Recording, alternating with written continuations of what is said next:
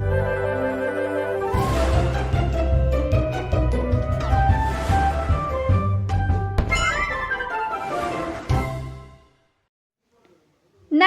બાળકો, આ વિડીયોમાં આપણે ઘન આકારના ઘનફળ વિશે જાણીશું. અગાઉના વિડીયોમાં આપણે જોયું કે કઈ રીતે બબ્બન પોતાની દુકાનમાં વેચવા માટે શહેરથી 2 ખોખામાં 118 કંપાસ બોક્સ લાવ્યો. અને તમને યાદ છે ને બાળકો, દરેક કંપાસ બોક્સનું ઘનફળ 96 સમઘન બરાબર છે. આવો જોઈએ બબ્બન આ કંપાસ બોક્સ સાથે શું કરી રહ્યો છે. જો હું આ કંપાસ બોક્સથી સુંદર આકાર બનાવીને દુકાનમાં રાખું તો એ લોકોને આકર્ષિત કરશે અને આનું વેચાણ પણ વધશે. આ વિચારીને બબ્બને આ કંપાસ બોક્સથી પહેલા આવી રીતનો એક આકાર બનાવ્યો. પરંતુ આ આકારમાં આવવાવાળા બધા જ કંપાસ બોક્સનું કુલ ઘનફળ કેટલું હશે? બબ્બન વિચારવા લાગ્યો.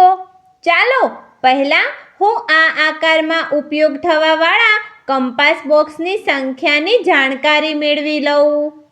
આ આકારના સૌથી નીચેના સ્તરે 4 ઊભી હરોળ છે અને દરેક હરોળમાં 4 કંપાસ બોક્સ છે. આનો અર્થ સૌથી નીચા સ્તરમાં 4 × 4 16 કંપાસ બોક્સ છે. તેના ઉપરના સ્તરમાં 3 ઊભી હરોળ છે અને દરેક ઊભી હરોળમાં 3 કંપાસ બોક્સ છે.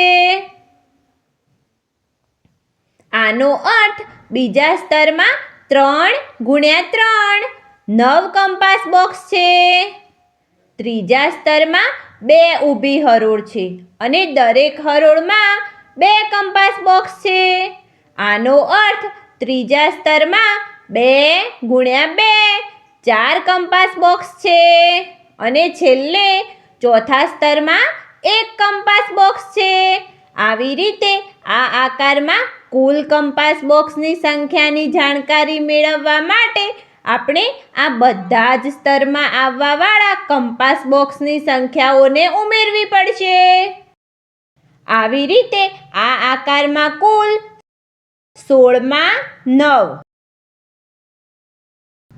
માં 4 અને 1 કંપાસ બોક્સ ઉમેરીને 30 કંપાસ બોક્સ છે. બાળકો, દરેક કંપાસ બોક્સનું ઘનફળ 96 સમઘન બરાબર છે. તો શું તમે જણાવી શકો કે આ આકારમાં ઉપયોગ થયેલા બધા જ કંપાસ બોક્સનું કુલ ઘનફળ કેટલા સમઘન બરાબર હશે?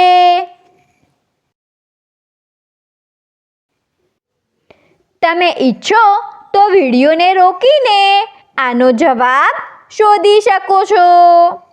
એક કંપાસ બોક્સનું ઘનફળ 96 સમઘન બરાબર છે અને બબ્બને આ આકારમાં કુલ 30 કંપાસ બોક્સનો ઉપયોગ કર્યો છે. બબ્બન દ્વારા બનાવેલ આકારમાં ઉપયોગ કરેલા કુલ કંપાસ બોક્સનું ઘનફળ શોધવા માટે આપણે એક કંપાસના ઘનફળને કુલ કંપાસની સંખ્યાથી ગુણાકાર કરીશું. આવી રીતે બબ્બન દ્વારા બનાવેલ આકારમાં ઉપયોગ થવાવાળા કુલ કંપાસ બોક્સનું ઘનફળ હશે 96 × 30 2880 સમઘન બરાબર. બબ્બન દ્વારા બનાવેલ આ આકારને જોઈને ઘણા બધા લોકો તેની દુકાનની બાજુએ આકર્ષિત થવા લાગ્યા અને ધીમે ધીમે તેના કંપાસ બોક્સનું વેચાણ વધતું ગયું.